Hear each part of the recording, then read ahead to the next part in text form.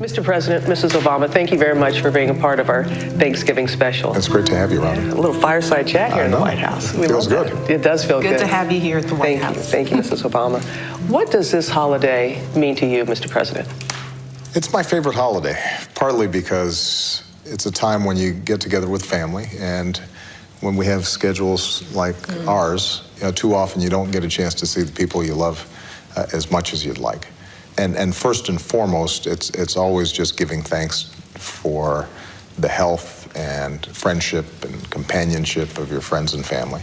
Tell me about your favorite, first of all, childhood memories for Thanksgiving. It's always been families gathering. I mean, growing up, I was fortunate enough to live in a community where all my relatives were within miles. There's a lot of food, a lot of laughter, and we try to replicate that here. We invite every cousin and uncle, and she's got a lot of uncles and a lot of cousins. Got a lot of folks. We've got like my little 3 or 4 family members, and then we got 40 of her cousins and uncles. Yes. When I first met Michelle, we used to go over to Uncle Pete's and Gracie's. He was a taxi driver.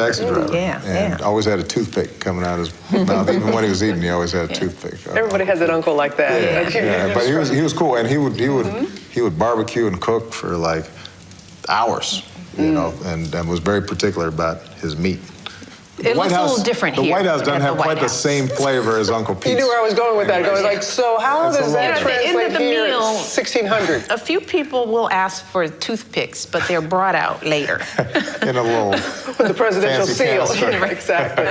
A lot of families, their tradition is they go around the table and say what they're most thankful for.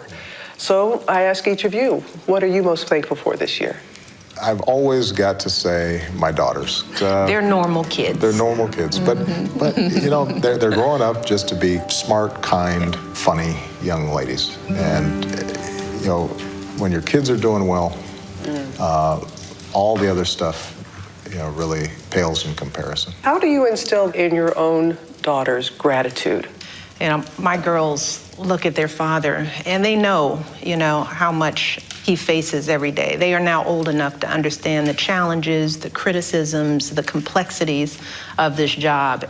And many times they ask, why are you doing it? But the message that he lives for them is that, we're on this earth to live our lives in the betterment of others. And I think this Thanksgiving time is a time for all of us to reflect on those military Gold Star families who are having dinner without a loved one there. It's easy to get lost in the food and the fellowship, but Thanksgiving is a time for reflection and for service, which is something we do every single year.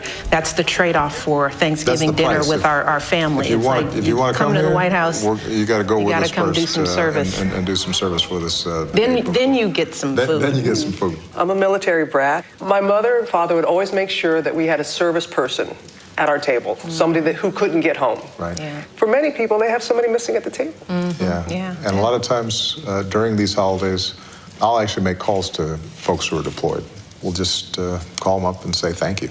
And it's a great idea for every American, every day, but especially during the holiday season.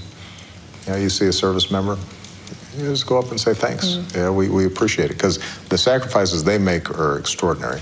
And that's really, one of the many messages that hopefully people take away from this conversation is, look around your communities. Ask where the military families are in your communities and find a way to help. Mr. President, thank you. Mrs. Obama, I think I smell pie. Oh, that might be pie. You want to come down to the kitchen and check it out? Do you mind? Let's go. Let's do it.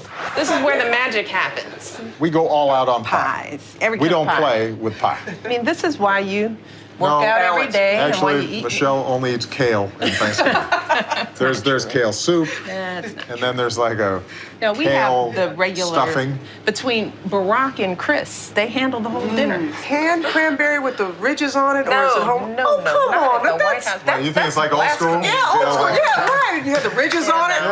No, we don't do that. No Jello molds. We used to have that at Pete's. That was at Uncle Pete's with the toothpick. With the toothpick. Then we'd have that. Stuffing or mashed potatoes? Oyster stuffing. Favorite pie? Pumpkin for Thanksgiving. Okay. What's the big Thanksgiving leftover? Oh, turkey sandwiches. Turkey sandwich. with light mayo, sliced sweet pickle, And hot turkey, sauce. I like hot sauce. and some salt and pepper.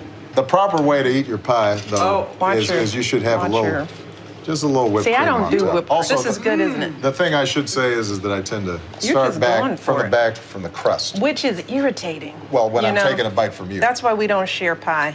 I Can like you the crust imagine more than sharing anything. your pie with somebody and having them start with the crust? Do I have to like take a small bite because I'm on TV? That's a big bite. And that's irritating too if you're sharing pie. Because he took half the pie. This got is one what I'm bite. saying, Robin. That's not sharing. We don't share anymore. That's how it She is. never lets me share dessert. Because he eats it like that. Look, the crust is gone. Everything that makes a pie delicious is gone in his one bite. Mr. President, thank you. This is All right. Thanks, Robin. Thank you, guys. Thank you.